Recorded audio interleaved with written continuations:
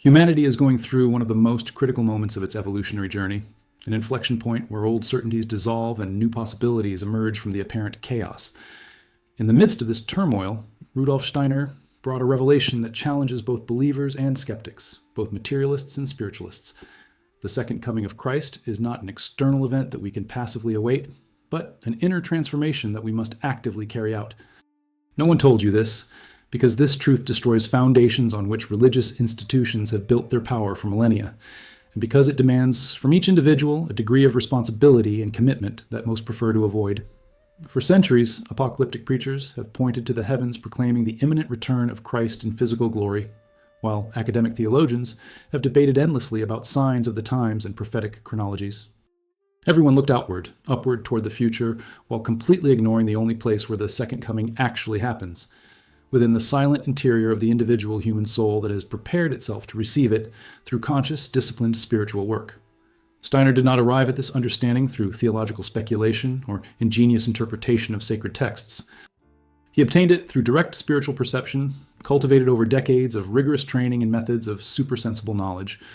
When he finally decided to make this revelation public, he knew it would be misunderstood both by materialists who reject any reality beyond the physical and by conventional religious people who expected confirmation of their literal apocalyptic expectations. But he also knew that the time had come in human history when this truth needed to be proclaimed, because the capacities necessary to personally verify it were beginning to awaken in enough people to create a critical mass of transformation. The second coming will not happen for all humanity simultaneously in a single dramatic event.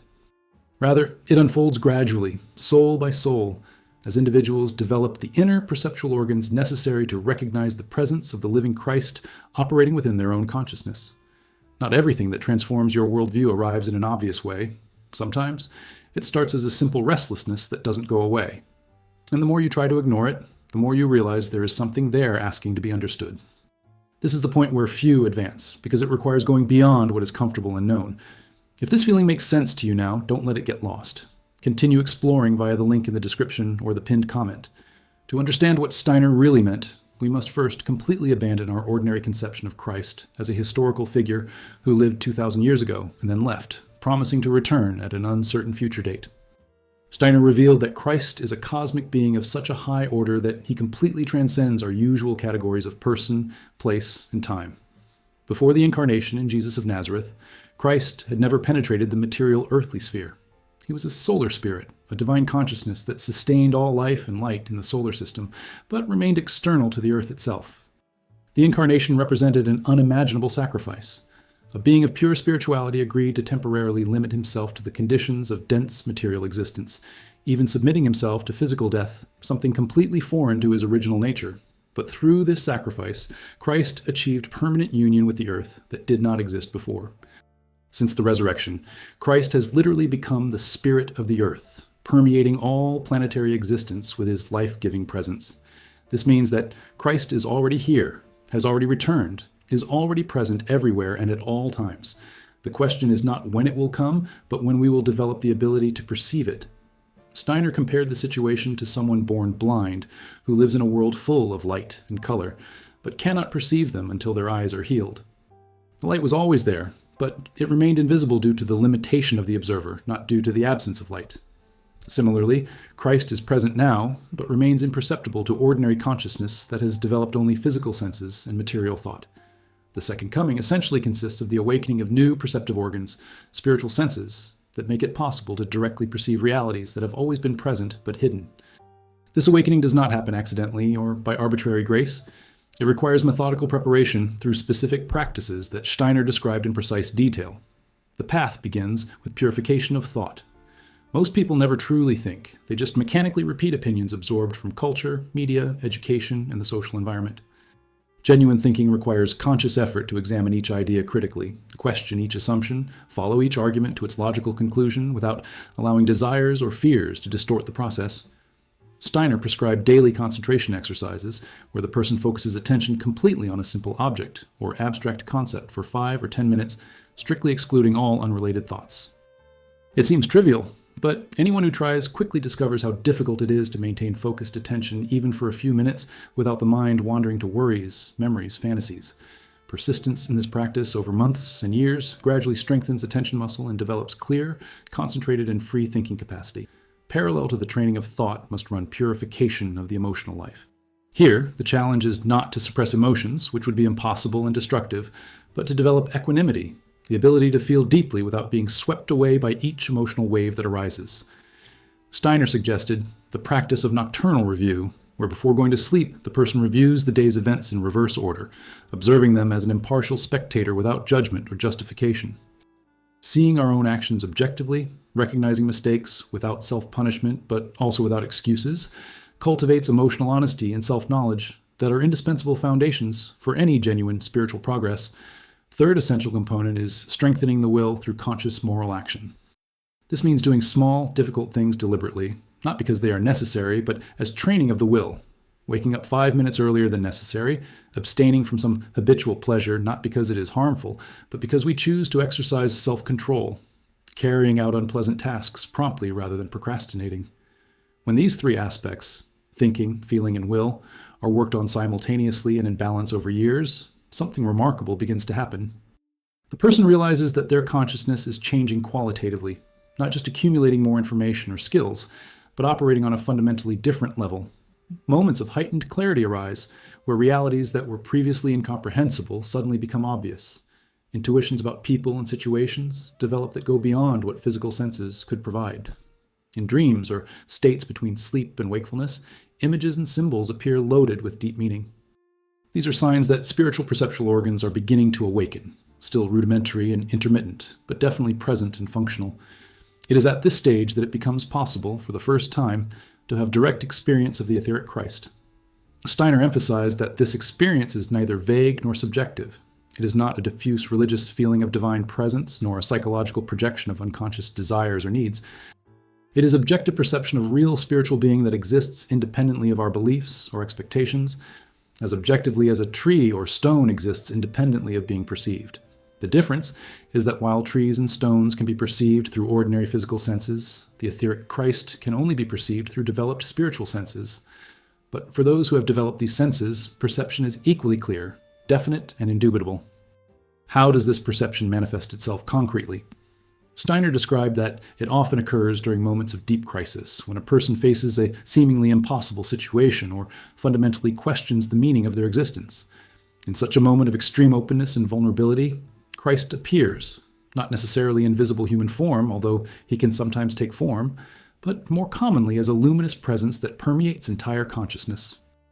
This presence brings with it absolute and unshakable certainty that existence has meaning, that love is the most fundamental force in the universe, that everything that happens, no matter how painful or confusing it may seem, serves purposes of growth and evolution.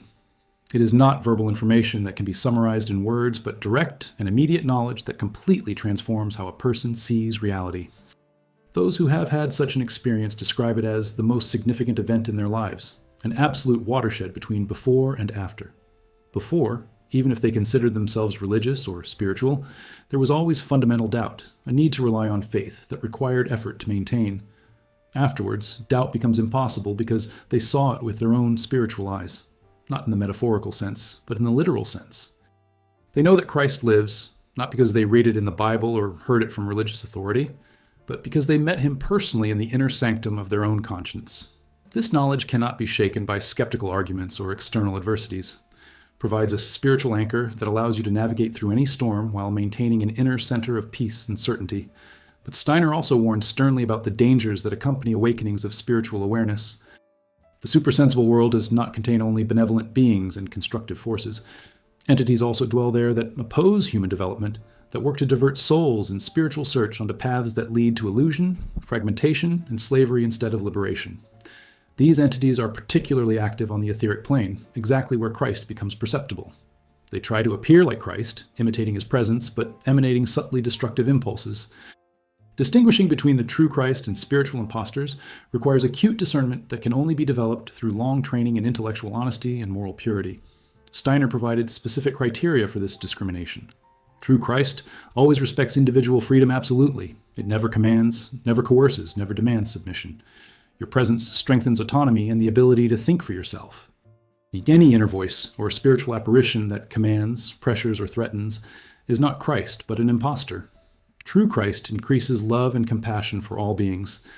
If spiritual experience produces a feeling of superiority over others or a desire for power and control, this reveals an inferior origin. True Christ connects person more deeply with humanity and earth. Experiences that promote escapism, denial of the body, or contempt for the material world do not come from Christ, but from luciferic forces that want to distance humanity from its mission to spiritualize matter. By rigorously applying these criteria, one can safely navigate through dangerous regions of the spiritual world and find one's way into the authentic presence of the etheric Christ. But even after a genuine encounter, the work is not over. On the contrary, it only truly begins. Because meeting Christ once does not guarantee permanent union. It is possible to have a momentary glimpse and then lose connection if we do not continue to cultivate the inner conditions that made the encounter possible. The relationship with Christ must be nurtured daily through meditation, contemplation, and conscious moral action. Gradually, over years of faithful practice, what began as occasional encounters becomes a constant presence, an inner companion that illuminates every decision and strengthens every effort. And if you're still thinking about it, it's because something has already been activated within you. Most people feel, but don't act, and that's exactly why they stay in the same place. You still have a chance to follow that calling while it is clear. Go deeper into this now by accessing the description link or pinned comment before this moment passes. Steiner also revealed something surprising about the timing of the Second Coming. Although the ability to perceive the etheric Christ became possible for early pioneers, as early as the beginning of the 20th century, this ability will not spread evenly throughout humanity. There will always be those who awaken first and those who awaken later. There will also always be those who choose to remain asleep, refusing to do the necessary work of inner development. Steiner saw this as no reason for judgment or despair. Spiritual evolution operates on timescales that make human urgencies trivial. Souls that do not awaken in this incarnation will have opportunities in future incarnations. No one will be abandoned or lost forever. But he also emphasized that there is a real advantage to waking up early. Those who establish a conscious connection with Christ now become bridges, channels, through which Christic force can flow into the world with greater intensity and clarity. They become workers in the vineyard, conscious collaborators in the great work of transformation and redemption of the earth.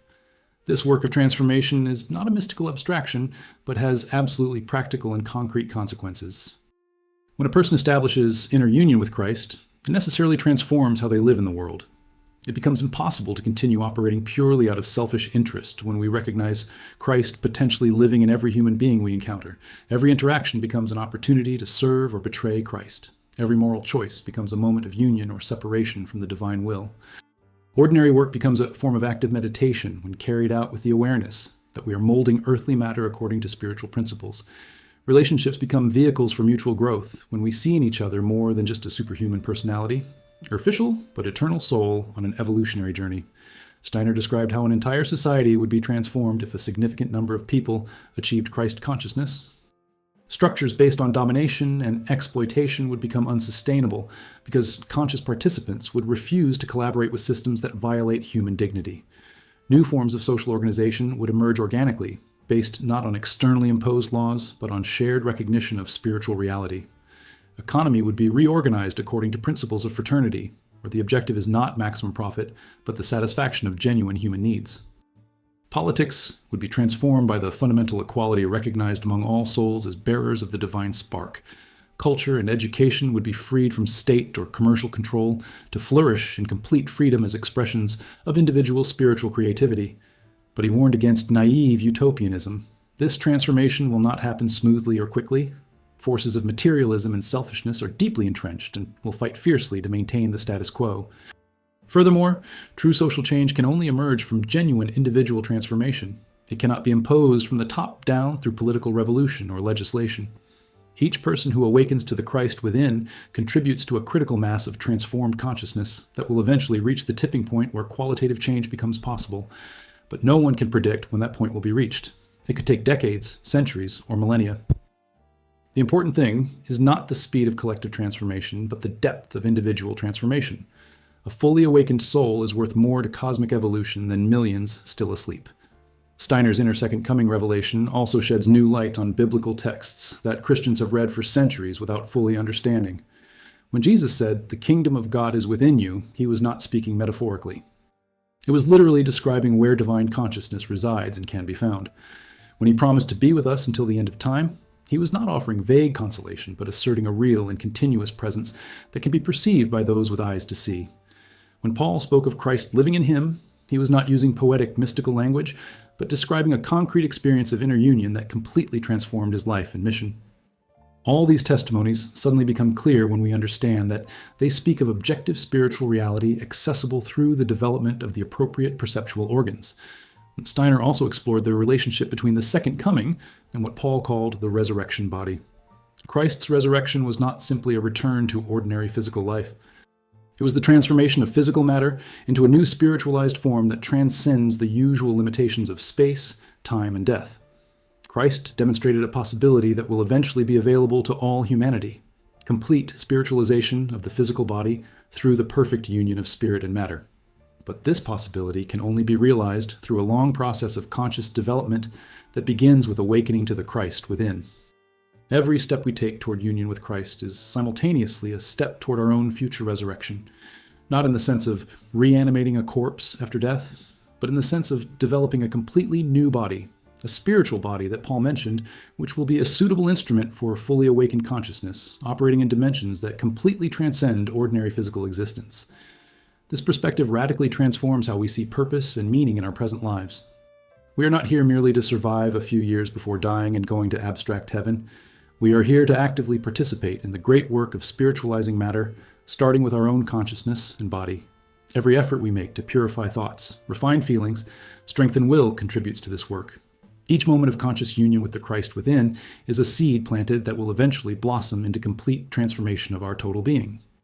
The second coming of Christ within us is not the end of the journey, but its true beginning, the opening of evolutionary possibilities that we can barely imagine at present, but that will progressively reveal themselves as we advance on the path of conscious development.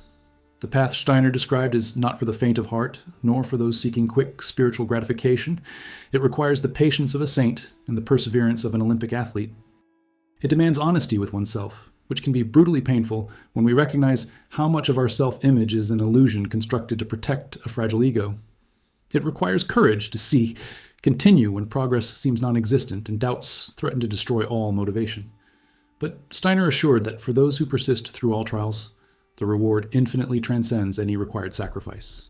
Because what is at stake is not temporary comfort or transitory happiness, but the realization of our cosmic destiny as incarnated divine beings, conscious bearers of Christic light in a world that desperately needs that light. He also emphasized that although each person must walk the path individually, no one needs to walk completely alone. There are communities of sincere seekers who can offer mutual support, guidance, and encouragement.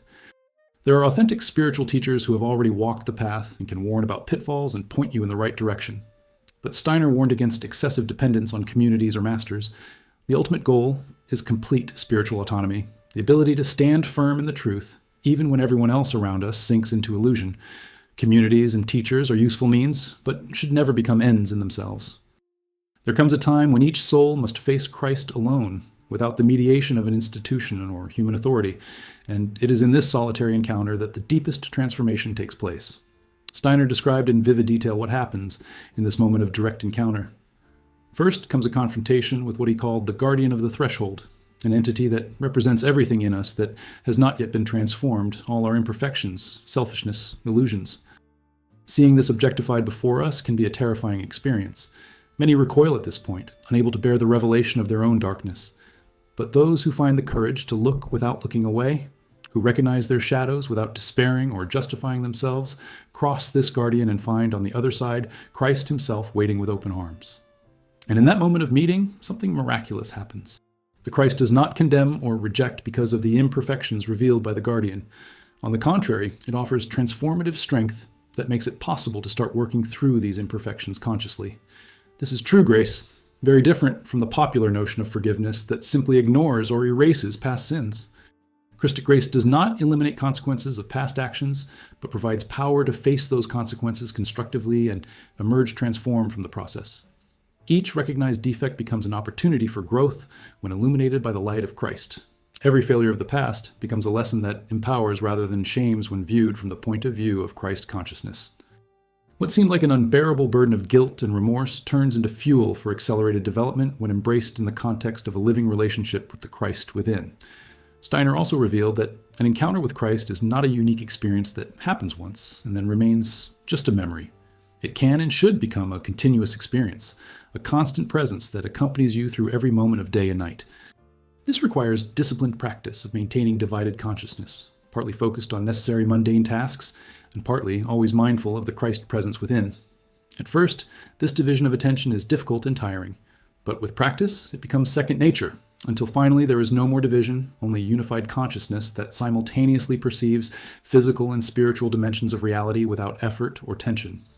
When a person reaches this state of unified consciousness, their life becomes a continuous expression of the Christic will, not because you are following external rules or trying to conform to a moral ideal, but because inner union with Christ naturally produces actions that serve the greater good. What once required effort and self-discipline becomes spontaneous and effortless. Love flows naturally because we recognize Christ in everyone. Truth is spoken automatically because illusion has become impossible for the mind that dwells in light. Service happens organically because boundaries between self and other have dissolved in the recognition of fundamental unity. Steiner described this state not as loss of individuality and mystical absorption into unity, but as ultimate realization of individuality through conscious union with the source of all individuality. The more deeply we unite with Christ, the more fully we become our true selves, because Christ is not external identity imposed upon us, but our own deepest nature finally revealed and realized. The second coming within us is essentially coming from our own higher self, our true spiritual being that has always been one with Christ but has remained hidden beneath layers of lower ego identification and transient personality. This understanding resolves a paradox that has confused theologians for centuries. How can Christ be simultaneously unique God and also present in each individual believer? The answer is that Christ is the universal principle of divine self-consciousness that manifests itself individually in each soul that awakens to it. There is no contradiction between the unity of the cosmic Christ and the multiplicity of his individual manifestations, just as there is no contradiction between the unity of sunlight and the multiplicity of rays that emanate from it. Each awakened soul becomes an individual ray of Christic light, maintaining a unique identity while participating in the universal source. Steiner also explored implications of this understanding for life after death. Those who established conscious union with Christ during earthly life maintain that union after death, navigating through post-death states with clarity and purpose rather than with the confusion and disorientation that characterizes most people's experience. Most significantly, they maintain continuity of consciousness through death, not falling into unconsciousness, as do those who did not develop spiritual awareness during life. This allows for much more effective learning and growth during the period between incarnations, tremendously accelerating evolutionary development. Furthermore, those united with Christ work consciously during the afterlife, preparing for the next incarnation, choosing parents, birth circumstances, and challenges that they will face with wisdom and clear purpose. In contrast, those without a conscious connection to Christ are led through these processes more or less automatically by the karmic forces and spiritual hierarchies that oversee human evolution. They are not lost or abandoned, but they also do not actively participate as conscious collaborators in their own development. The difference is between a passive passenger being carried by the current and a skilled swimmer using the current strategically to reach a chosen destination. Steiner emphasized that developing conscious union with Christ during earthly life has value not only for the individual, but for all humanity, and even for entire cosmic evolution. Each soul that awakens becomes a channel through which Christic forces can flow more abundantly to earth. In a very real sense, Christ needs us as much as we need him. It can be present on earth only through human beings who have become aware of it. Without human channels, your presence remains potential but not effective.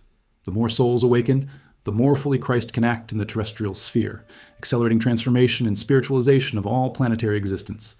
This perspective gives added urgency to the work of spiritual development. We are not just working for our own individual salvation or enlightenment. We are actively participating in the redemption of the entire earth, in the transformation of the cosmos. Every meditation exercise, every self-purification effort, every moment of conscious union with Christ contributes to this great work. Nothing is too small or too insignificant to matter. Every pure thought, every elevated feeling, every loving action sends ripples through the spiritual fabric of reality, affecting everything and everyone in ways that we can never fully trace but that are absolutely real. Steiner also addressed the practical question of how to integrate spiritual development with the demands of modern life. He recognized that most people cannot retire to a monastery or dedicate themselves exclusively to spiritual practices. They have families to support, jobs to do, social responsibilities to fulfill. but he insisted that this was no obstacle to genuine spiritual development. On the contrary, ordinary life with all its challenges and frustrations provides ideal soil for cultivating spiritual qualities. Patience developed in dealing with a difficult child or irritating coworker is as valuable as patience cultivated in silent meditation. Compassion learned by caring for a sick family member penetrates more deeply than abstract compassion felt in spiritual retreat, isolated from real suffering. The secret is not to escape ordinary life, but to transform it through heightened consciousness. Every worldly activity can become a spiritual practice when done with mindfulness and conscious intention to serve the greater good. Washing dishes becomes meditation when done with the awareness of purifying not only utensils, but also thoughts and feelings. Professional work becomes divine service when motivated by a desire to contribute to the well-being of others, rather than just making money. Casual conversations become opportunities to practice truthful speaking and compassionate listening. There is no separation between spiritual life and secular life for those who have learned to see Christ operating in all aspects of existence. And if you're still thinking about it, it's because something has already happened. Ivated inside you. Most people feel, but don't act. And that's exactly why they stay in the same place. You still have a chance to follow that calling while it is clear. Go deeper into this now by accessing the description link or pinned comment before this moment passes. Steiner described how this integration of the spiritual and the worldly is precisely what makes the modern path of development different from ancient paths that required renunciation of the world. The task of modern humanity is not to escape from matter, but to spiritualize it, not to abandon earth, but to transform it. Christ does not call us out of the world, but into it more deeply, to participate more fully in the work of redemption through conscious and loving engagement with all aspects of earthly existence. This includes physical nature, human relationships, cultural creativity, social organization, everything. Nothing is outside the scope of Christic transformation because Christ is united with all earthly existence and works to progressively elevate it to higher levels of being. Steiner's view of the second coming within also has profound implications for how we understand the relationship between different religions and spiritual paths. He saw Christ as a universal principle that transcends all particular religious formulations. Although Christ has historically manifested himself through Christianity, the Christ reality is not limited to this specific tradition. Sincere seekers of any tradition who develop sufficiently deep spiritual insight will eventually encounter Christ, although they may not use that name. What matters is not a religious label, but the reality of the spiritual experience and the transformation it produces. At the same time, Steiner maintained that Christianity has unique meaning because it preserves memory and teachings about the physical incarnation of Christ in Jesus, an event that was an absolute turning point in cosmic history. Other traditions may lead to the perception of aspects of divine reality, but only Christianity points specifically to the union of divinity with humanity that took place on Golgotha, and that made possible everything that Steiner was describing about the second coming within. So, although he deeply respects other traditions, Steiner saw esoteric Christianity as holding unique keys to understanding humanity's current evolutionary moment and the possibilities that open up for future development. As we near the end of this exploration, we must return to the fundamental question: why has this truth about the second coming within remained hidden for so long? Steiner explained that humanity simply was not ready to receive it in previous eras. The cognitive abilities necessary to understand and verify this truth only began to develop widely during the modern era. Furthermore, social and cultural conditions of previous eras made autonomous individual spiritual development extremely difficult. People were immersed in the collective consciousness of tribe, nation, or religion in ways that made it difficult for clear individuality to emerge. Only with the advent of modernity, with its emphasis on individual reason and personal autonomy, did it become possible for significant numbers of people to undertake the work of conscious self-development that Steiner described. We have now reached the point in human history where these conditions are present. Necessary intellectual tools exist. Necessary social freedom is available, at least in parts of the world. Enough pioneers have already walked the path to demonstrate that it is possible and to provide guidance to those who come after. The time is now. The opportunity is before us. The only question that remains is whether we will have the courage and commitment to seize it, to do the hard work of inner transformation that makes the second coming of Christ possible in our own souls. Steiner never underestimated the magnitude of this challenge. He knew from experience how much sustained effort is necessary, how often a person feels that they are not progressing, how many doubts and discouragements must be overcome. But he also knew that each genuine step along the path brings its own reward, not as external payment, but as internal expansion of consciousness and capacity. Each concentration exercise strengthens thinking. Each practice of equanimity refines feeling. Every act of conscious will increases inner strength. These gains are real and permanent, building a solid foundation on which later developments can safely rest. Furthermore, once a person makes genuine contact with the Christ within, even if only for a momentary glimpse, he receives an injection of strength and inspiration that he carries through subsequent difficult periods. Memory of that moment of union becomes a beacon that continues to shine, even when fogs of doubt, life, and difficulty temporarily obscure the path. Pessoa knows with unshakable certainty that the goal exists, that it is worth every effort, that nothing in the material world can compare with the spiritual wealth discovered in the encounter with the living Christ. This certainty does not produce arrogance or a sense of superiority over those who have not yet had such an experience. On the contrary, it produces deep humility born from the recognition of how little we know, how much we still have to learn, how far we still are from fully realizing the divine potential that lies latent within us. It also produces intense compassion for all those suffering in the darkness of spiritual ignorance, a burning desire to help them find the light that has transformed our own lives. But genuine compassion recognizes that we cannot force anyone to awaken. We cannot do inner work for someone else. All we can do is live by authentic example, share knowledge when asked, and create conditions where others can make their own discoveries when they are ready. Steiner saw this limitation not as a defect, but as an essential aspect of respect for human freedom, which is a central value of esoteric Christianity. Christ never forces, never coerces, never violates individual autonomy. He patiently waits for us to freely choose to turn to him. And when we finally make that choice, we discover that he has been waiting all along, ready to receive us, ready to begin us on the journey of transformation that will eventually culminate in total union of our will with divine will, our consciousness with cosmic consciousness, our being with supreme being. This journey has no definitive end, at least not in the time horizon that we can currently conceive. There will always be greater depths to explore, greater heights to reach, new capabilities to develop. But that shouldn't be discouraging. Rather, it should inspire with recognition that possibilities for growth and development are literally endless. We will never reach the point where there is nothing left to learn or achieve. There will always be new worlds to discover, new dimensions of being to penetrate, new ways to serve the divine work of cosmic transformation. And on this never-ending journey, Christ walks with us as a constant companion, a trustworthy guide, an inexhaustible source of strength and inspiration. The further we go, the more deeply we experience his presence. The more we purify ourselves, the more clearly we perceive his face. The more we devote ourselves to selfless service, the more completely his will becomes our will. Until finally, in some distant future that we can barely imagine, there will be no more separation between us and him. We will have become fully conscious bearers of Christ consciousness, Christ living and acting through us without hindrance or distortion. This is the ultimate promise of the second coming within. Not passive salvation, where we are rescued from a pitiful condition by external intervention, but active divinization, where we progressively become what we were always destined to be from the beginning of creation. Gods in the making, conscious co-creators working side by side with Christ in the eternal work of spiritualizing matter and materializing spirit, uniting heaven and earth, reconciling all opposites in the supreme harmony of divine love, fully realized in and through individual human experience, transformed and elevated to infinity. We thus arrive at the beating heart of Steiner's message about the second coming. It is not a doctrine to be believed, but a reality to be lived. It is not theological speculation to be debated, but concrete experience to be sought. It is not a future event to be awaited, but a present transformation to be carried out. Christ will not come from heaven at some undetermined future date. It is already here. It is already present. It is already knocking on the door of our consciousness, waiting for us to develop the capacity to recognize and welcome it.